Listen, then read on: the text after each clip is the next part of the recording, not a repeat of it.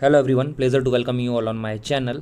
सो दोस्तों, इस वीडियो में हम लोग बात करने वाले हैं एक ऐसे स्टॉक के बारे में जिसमें कि मुझे एक पोजिशनल ट्रेड नज़र आ रहा है। तो फिर ये स्टॉक थोड़ा रिस्की स्टॉक है। जैसा कि आप लोग मेरी स्क्रीन पर देख सकते हो, स्टॉक का नाम है धामपुर शुगर मिल्स। ठीक है, ये एक स्मॉल कैप स्टॉक है। इस बात को थोड़ा नोट करना, बिकॉज मैं जब भी आप लोगों के साथ में स्टॉक्स शेयर करता हूँ तो फिर ज़्यादातर जो मेरा फोकस रहता है वो मिड कैप पर रहता है या फिर लार्ज कैप पर रहता है। एंड ये हाईली रिस्की स्टॉक है। सो अगर इसमें कोई भी ट्रेड लेने जा रहा है तो फिर इसमें मेरी तरफ से कोई रिकमेंडेशन नहीं है, मैं जस्ट एक एनालिसिस शेयर कर रहा हूँ। So if you are going to trade this stock then please trade it on your own risk. Okay, so अभी अगर हम लोग अपनी इन्वेस्टमेंट चेकलिस्ट में यहाँ पर जो इसके पैरामीटर्स देखेंगे तो फिर इसके सारे पैरामीटर्स, इंट्रिंसिक वैल्यू, इसका जो पैरामीटर है ये हमको ग्रीन सिग्नल दे रहा है। ROE versus FD rates green signal, dividend returns भी अच्छे हैं इसके, और एंट्री पॉइंट भी गुड है, और नो रेड फ्लैग है। ठीक है, और जितने एनालिस्ट इस स्टॉक को कवर कर रहे हैं उसमें से 50% एनालिस्ट यहाँ पर बाइंग रेटिंग रिकमेंडेशन कर रहे हैं। तो अगर हम लोग इस स्टॉक में प्राइस एंड वॉल्यूम एनालिसिस करेंगे तो फिर अगर आप लोग नोटिस करोगे तो फिर इस स्टॉक का जो प्राइस परफॉर्मेंस रहा है वो काफ़ी अच्छा रहा है पिछले एक साल में। पिछले एक साल में इसने रिटर्न दिए हैं वो दिए 104% के। ठीक है, पिछले 3 साल में भी इसने अच्छे रिटर्न दिए हैं जो कि अराउंड 76% के आसपास हैं। ईल्ड टू डेट इस साल में इस स्टॉक ने हम लोगों को रिटर्न दिए वो अराउंड 33% के दिए हैं। पिछले 3 महीने में 40% का रिटर्न दे चुका है। पिछले एक वीक में इसके परसेंटेज हैं रिटर्न्स, वो है 9.22। पिछले एक महीने में इसका थोड़ा कम है 1.31।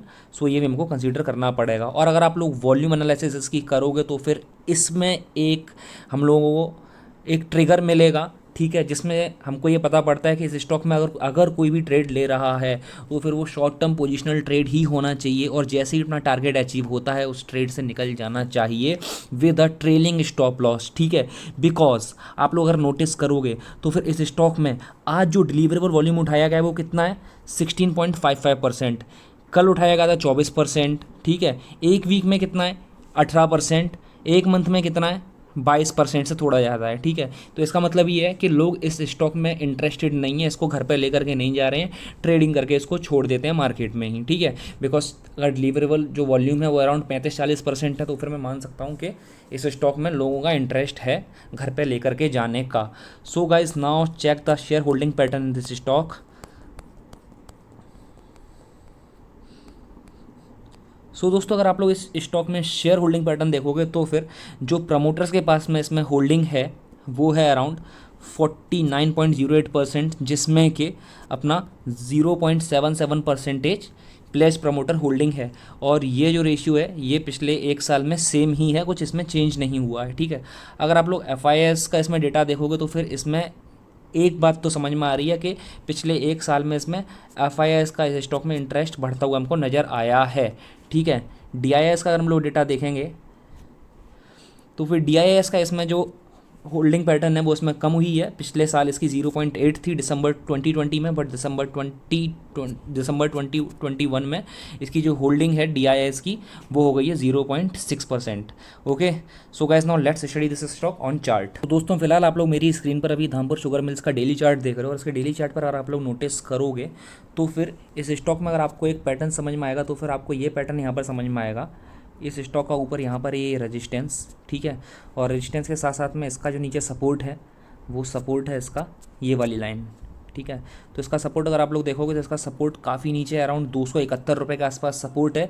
लेकिन अगर इसमें हम लोगों को कोई वैलिड सपोर्ट देखना रहेगा, ठीक है, जो कि थोड़ा पास में हो, तो हम लोग ये वाला सपोर्ट इसके पास में देख सकते हैं जो कि है अराउंड 345 के लेवल के आसपास में। ठीक है, 343 से लेकर 345 के लेवल के बीच में है। हाँ, और अगर हम लोग इसी के साथ में अभी होल्ड ऑन, ओके, इसी के साथ में अगर हम लोग यहाँ पर EMS देखेंगे तो फिर इस स्टॉक में एक पॉजिटिविटी ये है कि अपने ये 52 वीक्स के हाई के आसपास ट्रेड कर रहा है। ठीक है, और इसने आज ही अपना शायद 52 वीक हाई लगाया हुआ है। तो फिर अगर आप लोग नोटिस करोगे, यस, इसने आज अपना एक नया 52 वीक हाई बनाया है। तो फिर अगर आप लोग नोटिस करोगे तो फिर ये स्टॉक अपने 13 और 21 EMA से ऊपर चल रहा है। और अभी जब इसमें करेक्शन आया था तो ये यहाँ पर इसने W पैटर्न बनाया है किस तरह से, और इसने जो सपोर्ट लिया है वो आके लिया है अपने 100 EMS पर। So this is a very good sign कि स्टॉक डाउन ट्रेंड में बिल्कुल भी नहीं गया। ठीक है, सो अगर मैं भी यहाँ पर EMS को हाइड करता हूँ तो फिर आप लोग नोटिस करोगे तो फिर ये स्टॉक यहाँ पर डबल बॉटम बना रहा है, और डबल बॉटम बनाने के बाद में स्टॉक यहाँ से ऊपर भागेगा तो फिर हम लोग इसमें एंट्री कब लेंगे हम लोग इसमें? एंट्री तभी ले सकते हैं जब ये स्टॉक अपनी इस वाली लाइन को तोड़ करके ऊपर जाएगा, ठीक है। कौन सी वाली लाइन को? या तो ये स्टॉक इसके ऊपर close they positive with a good volume, approximately ये स्टॉक 421 के ऊपर क्लोजिंग देना चाहिए डेली बेसिस पर, तो हम लोग इसमें एंट्री ले सकते हैं। या फिर ये स्टॉक अराउंड 435 के ऊपर या फिर आज के हाई के ऊपर क्लोजिंग दे, तो फिर हम लोग इसमें एंट्री ले सकते हैं। इसमें टारगेट क्या रख सकते हैं? इसमें टारगेट जो मैं बताऊंगा वो थोड़ा रिस्की है, वो थोड़ा लॉन्ग टर्म टारगेट है और स्टॉक रिस्की है, तो फिर मैं आपको रिकमेंड नहीं करूँगा कि आप लोग मेरे बताए हुए टारगेट पर इसमें होल्ड करो, ठीक है। क्योंकि मेरा टारगेट जिसमें रहेगा वो इसमें रहेगा जा करके अप्रॉक्सीमेटली 580 तक, 580। तो मैं जो इसमें टारगेट दूंगा वो टारगेट थोड़ा बड़ा हो जाएगा। और स्टॉक जैसा कि आप लोग जानते हो थोड़ा रिस्की स्टॉक है, स्मॉल कैप है, इसके साथ में इसमें डिलीवरेबल परसेंटेज ज़्यादा नहीं है, इसके लिए मैं आपको रिकमेंड नहीं करूँगा कि इतने बड़े आप टारगेट्स के लिए इसमें बैठो। बिकॉज आप लोग अगर आज नोटिस करोगे तो फिर यहाँ पर जो ये कैंडल स्टिक बनी हुई, ये बनी है एक शूटिंग स्टार, तो हो सकता है कि स्टॉक यहाँ से गिरना स्टार्ट हो और नीचे आ जाए, और ऐसा भी हो सकता है कि स्टॉक यहाँ से थोड़ा बहुत नीचे जाए, बाद में यहाँ से यहाँ से वापस रिवर्स होकर के यहाँ से ब्रेकआउट देके ऊपर निकल जाए, तो फिर हम लोग इसको वॉच लिस्ट में रख सकते हैं। तो फिर हम लोग इसमें टारगेट किस तरह से लेंगे? तो इसमें अगर हम लोग टारगेट लेंगे तो फिर अगर हम लोग यहाँ पर सप्लाई एंड जोन का यहाँ पर एक बार अगर ये जोन लगाएंगे, तो फिर अगर ये स्टॉक अपने जोन के ऊपर, जो आप जो ग्रीन वाला ऊपर जोन देख रहे हो ना, इसके ऊपर क्लोजिंग दे देता है सक्सेसफुली, ठीक है, तो फिर हम लोग इसमें ट्रेड ले सकते हैं, ठीक है। अपना टारगेट का रहेगा, अगर हम लोग पाइवट पॉइंट्स लगाएंगे तो इसमें टारगेट रहेगा अपना अराउंड समवेयर अराउंड, इसमें टारगेट रहेगा 470 का, ठीक है। नियर टर्म टारगेट 470 का, ठीक है। अगर इस तरह से टारगेट नहीं देखना है तो फिर मैं यहाँ पर ना ये सब हाइड कर रहा हूँ, और ये हाइड करने के बाद मैं सिंपल टारगेट इसमें बताता हूँ मैं as per the Fibonacci extension, जो कि ये टारगेट भी काफ़ी हेल्पफुल रहते हैं हमारे टारगेट डिसाइड करने के लिए। फिबोनाची एक्सटेंशन भी काफ़ी हेल्पफुल रहता है। तो फिर as per the Fibonacci extension इसमें फर्स्ट टारगेट रहेगा अपना 490 का, और सेकंड टारगेट जो कि मैंने आपको पहले ही बताया है अराउंड 581 का, ठीक है। 581 तक जाएगा, जा भी सकता है, हो सकता है रिवर्स हो जाए, बट थोड़ा टाइम लेगा, बिकॉज डेली चार्ट है। बट 490 के टारगेट के साथ में इसमें हम लोग बैठ सकते हैं 470 से लेकर 490 के बीच में। ओके गाइज, सो गाइज अगर मैंने ऐसा कि आपको बता दिया स्टॉक यहाँ से ब्रेकआउट देता है, then we can go with this stock, and rest depends upon you, because this is just an analysis which I have shared with you guys.